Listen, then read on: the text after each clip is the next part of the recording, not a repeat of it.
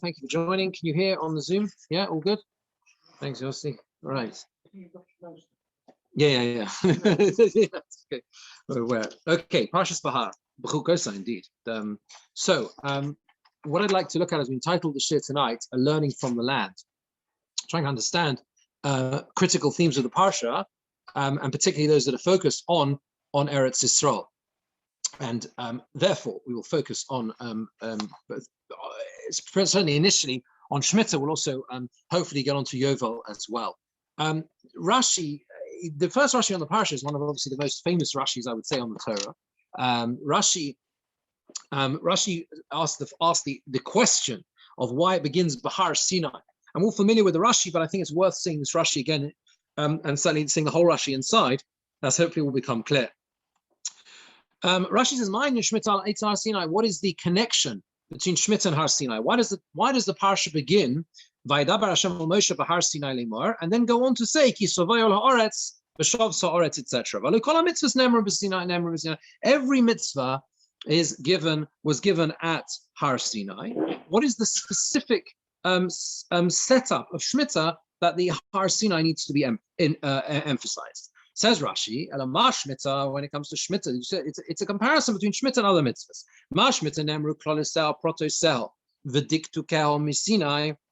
When it comes to Shemitah, you have all of the general principles and the details were all given at Har Sinai. Av kulon, so to all of them we learn from just as Shemitah, so to all other mitzvahs. Nemru klolesel v'diktukel misinai.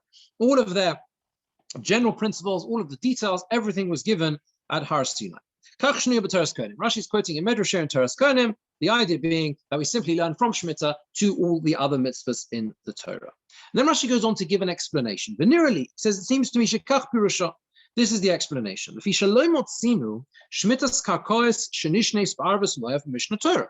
Because there's a small anomaly when it comes to Shemitah. Because unlike many other mitzvahs, Shemitah is not repeated in Arvos Moav. The plains of Moav, Moshe Rabbeinu repeats in Devarim, Sefer Devarim, all the mitzvahs, many mitzvahs, he does not repeat Shemitah there. Lomadnu, we learn, Sheklolosel, Protosel, Pirushel, Kulon Emrim Sinai. The Torah comes to tell us, and he says, this is what the Medrash means, that all the details and everything was actually given, was actually said at Har Sinai. That every single thing, every single mitzvah, everything that was said to Moshe Rabbeinu, from Har Sinai, they were all from Har Sinai. The general rules, the details, everything was there. They were repeated in the plains of Moab. In other words, everything, it demonstrates the fact that if it's like saying, don't be surprised that Shemitah is not repeated later on. It was said at Har Sinai, and so too were all Shemitah and all the other mitzvahs. They were said at Har Sinai, and they were repeated later on in Sefer Dvarim, in Arvos Moav, in the place where they entered Eretz Yisrael. So there are two basic questions here about this Rashi. At least two questions, which I think are fundamental to understanding what Shemitah is, what its importance is, what its significance is. The first question is the obvious one. Why specifically with Shemitah this lesson? So Rashi gives a reason, which, if you like, is almost like a technical reason. Rashi says, well, because the details are not spelled out in Arvos Moav, so we need to know with Shemitah that it was said at Har Sinai, also repeated in Arvos Moav, right? But Rashi doesn't give us, if you like, a clue, an insight into why this setup is the case when it comes to Shemitah. Why is it that it's with Shemitah that the Torah chooses to link specifically Har Sinai into this particular mitzvah, the mitzvah of Shemitah? Why Shemitah? Number two, of all the mitzvahs, the interesting thing is, if you think about it, we would expect that Shemitah would be the one to be repeated explicitly before they enter Eretz Yisrael, as many Meforshim learn, right? That one of the primary focus of Sefer Dvarim as a whole, right, is Moshe Rabbeinu turning around to the Bnei Yisrael and saying, listen, you're about to enter Eretz Yisrael. These are the critical things you need to know. And that's a theme throughout Sefer Dvarim. Of course, there are elements of Sefer Dvarim that are not tied specifically to the land, but there is definitely an emphasis, in Sefer Dvarim, a heavy emphasis on these on those mitzvahs, which would be particularly applicable when they enter Eretz Yisrael. And therefore, it is somewhat surprising that of all the, you think the mitzvah which epitomizes the land of Israel is Shemitah, that would be the one to be repeated, and yet it isn't. So why is that? So to answer these questions and to understand Shemitah itself, I think we need to understand Shemitah on two levels. The first level is we need to understand the deep connection that exists between Shemitah and Har Sinai. What is the connection between the two? Now, there's a fascinating Ibn Ezra. And Ibn Ezra says like this. If you've got a Mikras Gedolos, you'll be able to follow it inside. The Ibn Ezra says, the first Ibn Ezra on the Parsha, Bahar Sinai says, Ein muktam u'me'ocha b'Torah. There's no set order in the Torah. V'zu Parsha koidem v'yikra v'chol Parsha shemachro. This Parsha, Bahar Sinai, begins with the words Bahar Sinai, was actually taught to the Bnei Yisrael before the whole of Sefer Vayikra. The whole of Sefer Vayikra. Ki hadibur Bahar Sinai. Because Hashem spoke to Moshe Rabbeinu at Har Sinai. Va'atza koras habris haksuva b'Parshas Ve'ela Mishpatim. And now, as we lead into the bris, the covenant, which is emphasized in this parsha, particularly in Bechukosai, in the context of the Tochacha, this is the covenant, he says, the bris that is mentioned in Parshas Mishpatim, the end of Parshas Mishpatim, which is the counterpart to Yisro, where you have Matan Torah, and the end of Mishpatim, which describes the bris, the covenant that Hashem makes with the Jewish people, with Klal Yisrael. This is, he says, the fulfillment. These are the details of what that covenant was. And it mentions it in this place to join together, if you like, the conditions of the land, the circumstances by which Klal Yisrael are almost like entitled, the contract, so to speak, that they have with the land of Israel. What do we say in Parsha Zacharim and Kedoshim? The land will spit you out if you don't keep the laws of morality. And similarly, on Parshas Bechukosai refers to another key aspect of this covenant, this contract that you're entering into when entering Eretz Yisrael, is this commitment to keep Shemitah. It begins with this idea of the Shabbosos, the idea of the concept of Shemitah. Now, what we see from the Ibn Ezra, and the Rashbam also says the same thing. The Rashbam says the same thing really in 4 words. He says, Bahar Sinai, Koidem Shehukam Oyel Moed, before the Oyel Moed was even established. So he goes a little bit even further. He basically emphasizes this was even before the Oyel Moed itself was set up. Is that there is a direct line. That's what we see from Ibn Ezra. There's a direct line from Har Sinai to this Parsha. So you've got to imagine that this is the Parsha which complements and follows on directly from Matan Torah. And why is that significant? So to understand that, we need to see a Kliyokar. The Kliyokar, again, here at the beginning of the Parsha, he says like this. He says, a very, very beautiful idea. He says that when Moshe Rabbeinu went up to Har Sinai after the 7 weeks that Klal Yisrael count, the 49 days, as we are in the moment, from Pesach, Shavuos, right? Counting the Omer until we get to Shavuos.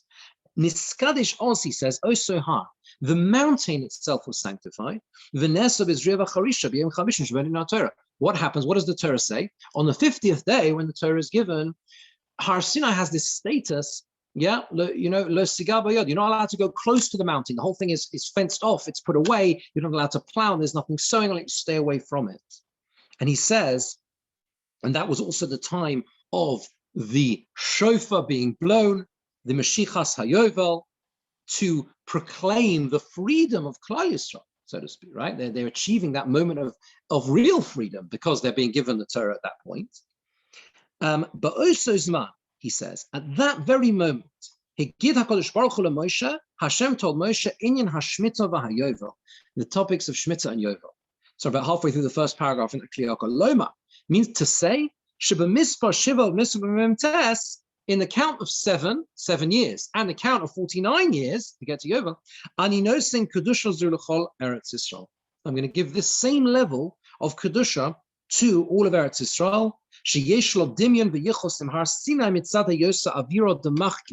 got that link, that connection, the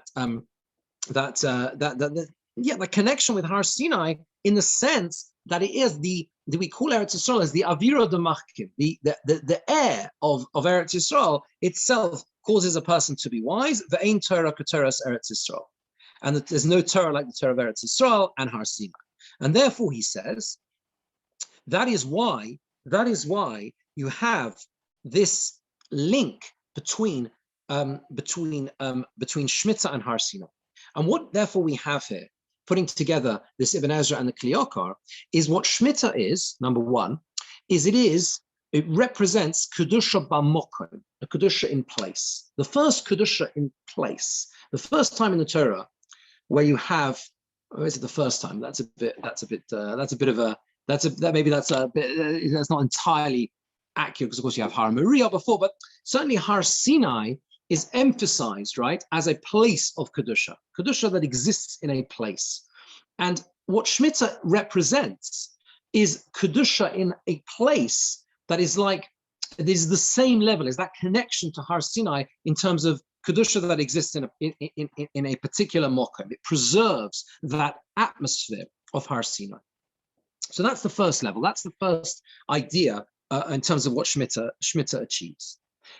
Next, though, is to appreciate something which is absolutely clear the whole way through. You learn the whole way through the Parsha of Shemitah, you understand that there is clearly a very deep connection between Shemitah and Shabbos, right? That's absolutely clear. Look at the next Rashi on Posuk base, Shabbos Lashem, Shov Sa'aret Shabbos Lashem, L'Shem Hashem, for the name of Hashem, Kishem Shenem, but Shabbos Bereshis, Rashi says, just as it says on Shabbos Bereshis. Rashi emphasizes again and again that this link between Shemitah and Shabbos. And you see this especially in Parshas Mishpatim, which, as we said, following on from the Kli Yakar, the Ibn Ezra, really needs to be learned with this Parsha. It's a very different way of learning Behar. We learn Behar at the end of Sefer Vayikra. Really, the Rishonim, right, are understanding that you should learn Behar with Mishpatim, okay? And it's beautiful when you do that, because you suddenly realize how it is almost like expanding on that on that whole parsha there that describes the bris that Hashem made with the Jewish people, with Klal Yisrael. Anyway, so you have there in Mishpatim, in Perek of Himmel, Pasuk Yud Beis. This is why I brought a Sefer Shemot. Is that the Torah says this is the first time Shemitah is mentioned. The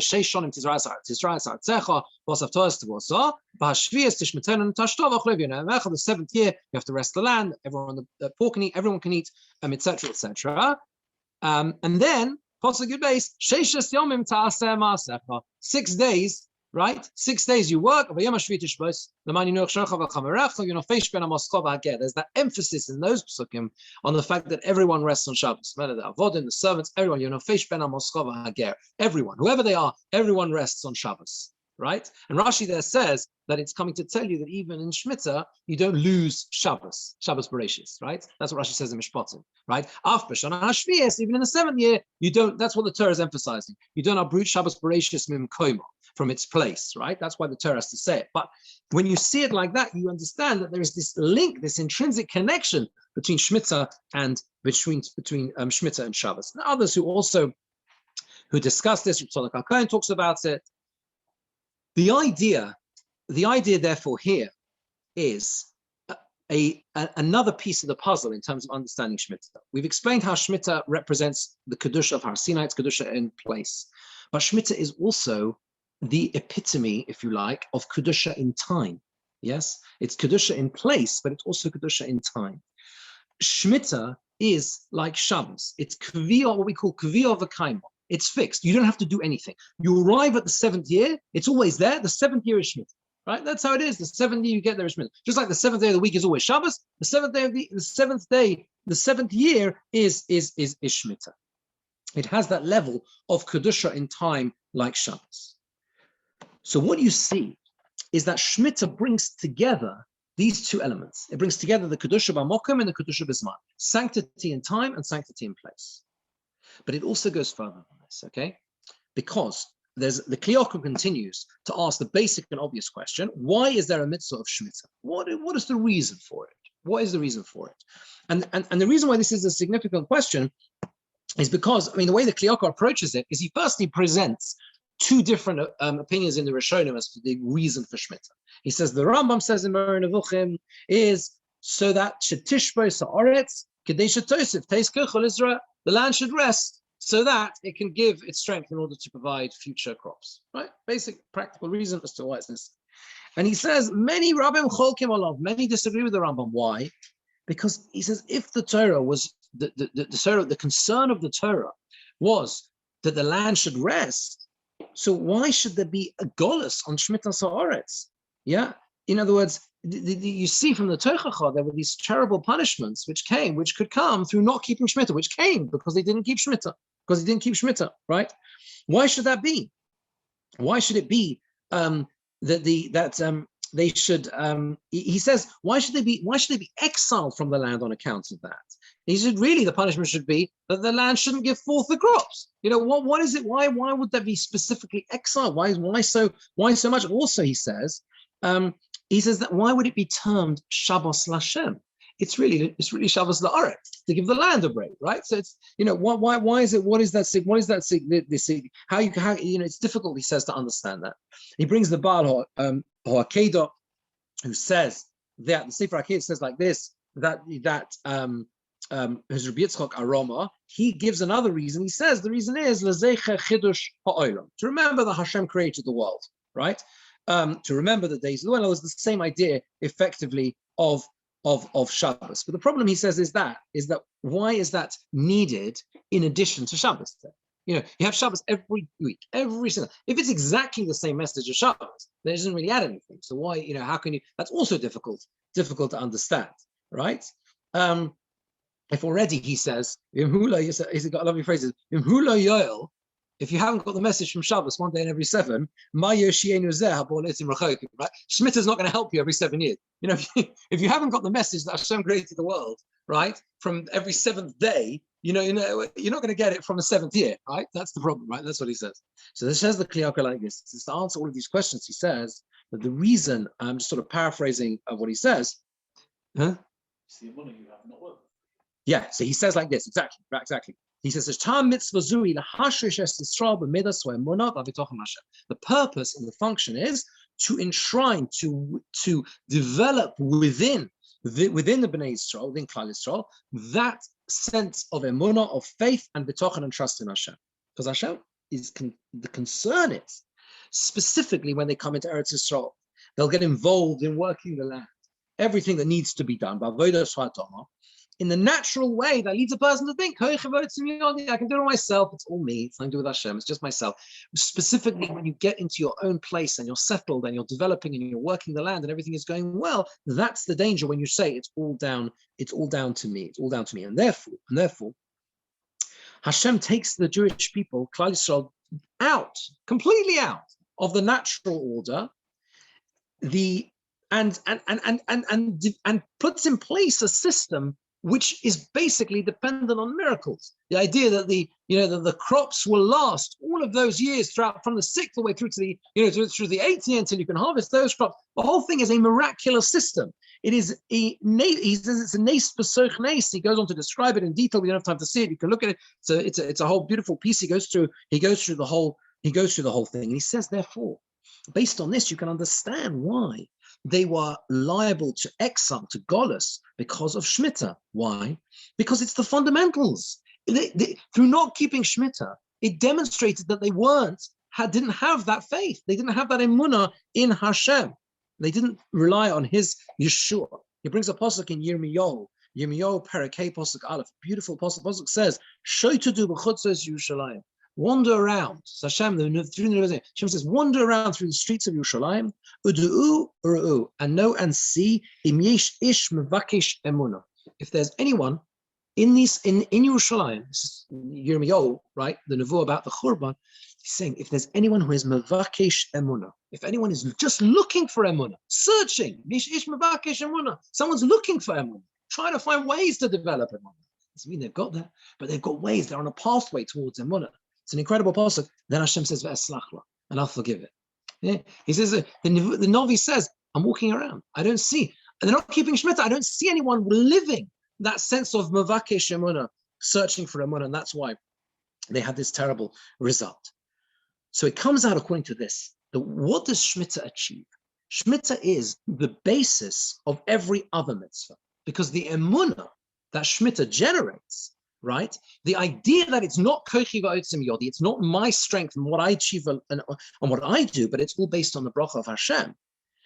Therefore, it enables a person to do all the other mitzvahs, bein odom lachavero, particularly belev sholem, with the four hearts. If you look at if you look at Rashi here again on Perek Chofei Posuk Vov, Rashi says, "V'hoyasa Shabbos haaretz lochem." What is in the middle of Rashi? Right? You're allowed to eat and have benefit from the land in the right way, as long as everyone has it. As long as you do it in the permitted way. What do I want to achieve? Rashi is saying, explaining the pasuk when it says, "V'hoyasa Shabbos haaretz lochem." Lochem la'ochlo l'cho alav t'chov l'mosecha, for your servants, for everyone, whoever's with you, that you should not treat yourself like a balabais. You should look at yourself as you feel the owner of the land.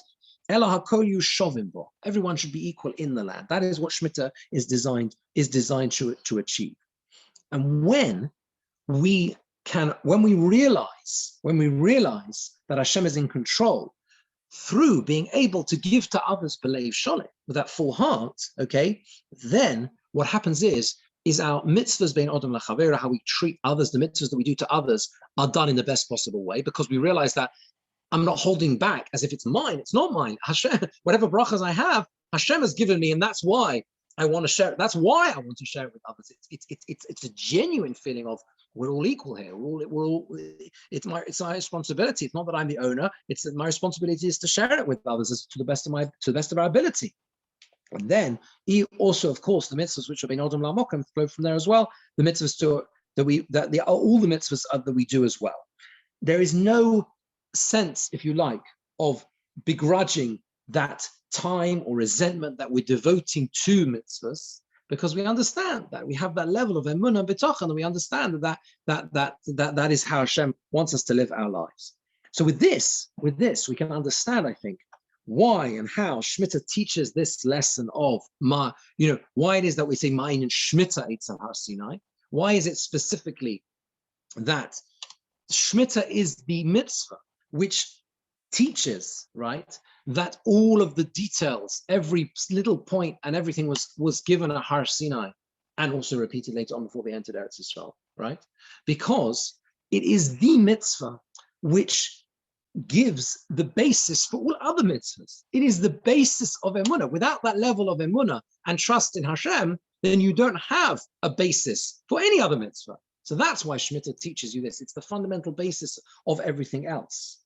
And it's possible to suggest also that that's maybe the same reason why it is not repeated again later on in our Rosmaya, because Shemitah is bound up with Har Sinai. It is part and parcel. It's not the same as the other mitzvahs which are set out there where Moshe Rabbeinu says you're going into Eretz Yisrael, you need to know X, Y, Z, right? Shemitah is the fundamental basis for every aspect of the Torah. It is left almost connected, deeply connected to Har Sinai. That's where it belongs. It develops the idea of Kedusha b'mokom, Kedusha in place, Kedusha in Zman, and it teaches and provides the basis for Emunah in every way. So in the few minutes that we've got left, let's try and just fill in the gaps. The final piece is about Yovel. So what is Yovel? Okay, we understand Shemitah now. We've understood, what is Yovel? Now, if you look at Perek, let's stay in Perek Chofei, obviously a few psukim later, Perek Ches Yud. Perek Ches Yud is the description of Yovel. And you notice immediately there are two key elements in how Yovel exists, how it's brought in, how it's sanctified, what are those? Number one, the Havarta Shofar Trua, right? The shofar is what introduces, what brings in Yovel. Shofar Trua b'chodesh hashvi ve'al chodesh b'yom HaKippurim, you have to blow the shofar in Yom Kippur. And number two is the word v'kidashtem, Now, v'kidashtem, it means v'kidashtem eishnasa chamishim shana. You shall sanctify the 50th year. You have to sanctify the 50th year. Tzvi Hashvaba, in Keramat Tzvi, and this is actually it's actually based on an idea in the Meshech Chochma. He says, quotes the Meshech Chochma. He's like this. He says that Shemitah represents the Kedusha of Shabbos, and Yovel represents the Kedusha of Yom Tov. Okay? Shemitah exists whether or not you do anything. There's no V'kidashtem with Shemitah. There's no need to do anything. It's a Kaddish Shemitah. It's like Shabbos. Comes along the 7th year, this Rosh Hashanah, Shemitah, this Rosh Hashanah, right? Shemitah comes, and that's it. Right? Shemitah begins. It exists. It's Kviyah V'kaima. It's fixed. Whereas when it comes to Yovel, what do you have to do with Yovel? Yeah, Yovel, you've got to blow the shofar. You've got to be Makadish the year. And that is the same, he says, the same idea of Yom Tov when we say Makadish Yisrael B'Hazmanim, right? It needs us. The Moyadim, the Yom Tovim only exists because we fix the calendar, and therefore we determine when we fix the calendar, meaning the Rosh Chodesh and everything else. So therefore we determine when Yom Tov is, right? So there's this idea of Makadish Yisrael B'Hazmanim. That's the distinction between the two. What he does say, he does bring that there are shittas. I think it might be the Baal HaMor, and there are Rishonim that hold you do need to Mekadesh Shvius as well, the Shemitah year as well. But if he said he brings that the Rambam says that when it comes to Yovel, if lo toku or lo shilchu avdem lecheirus, if they didn't blow the shofar, or they didn't send them into freedom, the servants didn't go free, the slaves didn't go free, or they didn't return the land, okay, then it's not Yovel. It's an amazing thing. It's actually, it's not Yovel yet. It doesn't, without the, based in actually being Mekadesh Yovel, it's not Yovel. He says, Oz mutorim b'charisha uzriya, they're allowed to plow and sow the land in the Yovel year, ve'eno Yovel klal. It doesn't exist. Amazing. Because Gemara Rosh Hashanah, it's a Rambam and Hilchos Shemitah Yovel, right? Whereas of course Shemitah is not like that. Shemitah, you'll be. Now of course that should never happen. Obviously they need to, and the Beis Din of course would do it. They were Mekadesh Yovel, but it's a remarkable idea. The idea that Yovel requires us to be Mekadesh them. We're Mekadesh it. Now with this we can perhaps understand also the shofar of Yovel as well. What is the shofar of Yovel? It's a fascinating thing. The Torah on Rosh Hashanah, the Gemara Rosh Hashanah, Daf Lamed Gimel Amud Beis, says that how do you know what Zichron Trua means? How do you know what it means? Yeah, what does the word Trua mean? And the Gemara says, well, we know how we know what the word Trua means because there's a code, and the code, the key to it, is the pasuk in Parsha Behar. V'havarto shofar Trua. So you see that here it says shofar trua, yeah? So you see that, what does the word trua mean? Trua means blowing these notes on an instrument called a shofar. So you learn what trua is from the shofar of Yovel. You ever thought it's a remarkable thing, right? Why wouldn't the Torah spell out with Rosh Hashanah? Why spell that? Why? We ask kashas on droshes of Chazal, how Chazal, how we understand and we dash and psukim in the Torah. But the fact is, it's a fair question. Why doesn't the Torah spell out on Rosh Hashanah? Why make us look in Yovel? The answer must be, of course, that the key to understanding what the mitzvah of blowing the shofar on Rosh Hashanah is in Yovel itself. Right? There must be something about the blowing of that shofar in Yovel which holds the key to Rosh Hashanah. The Torah is saying, you want to understand the shofar Rosh Hashanah, go and look in Yovel. Go and look at Yovel and you'll understand what Rosh Hashanah is all about. That's the whole idea. And what is that? What is that? When the shofar is blown on Yovel, what does it do? It announces the moment when everyone comes home. Toshuvu, you return. Toshuvu, you come back. It's the moment when we take the reins ourselves. That's what it does. The key to Rosh Hashanah is held in Yovel because Yovel represents the power that we have to begin again, to renew. Shemitah is the fixed, it's the cycle, it's always there. Yovel is only Kodesh because we make it so, because we're Mekadesh it ourselves. And we achieve, and that sense of teshuva, of Ishal Mishpachto teshuvu, everyone going home, that can only happen through us bringing the Kedusha ourselves. So what you have here, therefore, is effectively the two fit beautifully together. You have Shemitah, which is the Kedusha B'Mokum, the Kedusha in place, and Kedusha B'Zman, as we've said. Yeah, it represents the connection to the Kedusha of Har Sinai, the place, and the Kedusha in time when it comes to Shabbos, which is effectively opposed from above, like we say in the context of Matan Torah. Hashem suspended the mountain like a barrel. Kof aleim hakegigas. It's imposed, it's fixed, it's there, it exists. Yovel we create through renewing ourselves. The Kiddashtem. You sanctify that yourself. It's not fixed, it is there when we make it so. And that is what we learn, I think, the lessons we learn from the land, from Eretz Yisrael, with that interplay between Shemitah and Yovel from this week's Parsha. Have a very good Shabbos. Thank you for joining.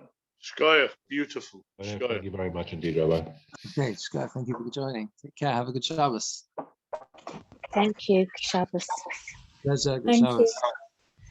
Shkoyach, Rabbi. Pleasure. Thank you. Take care. Good Shabbos. Shabbos.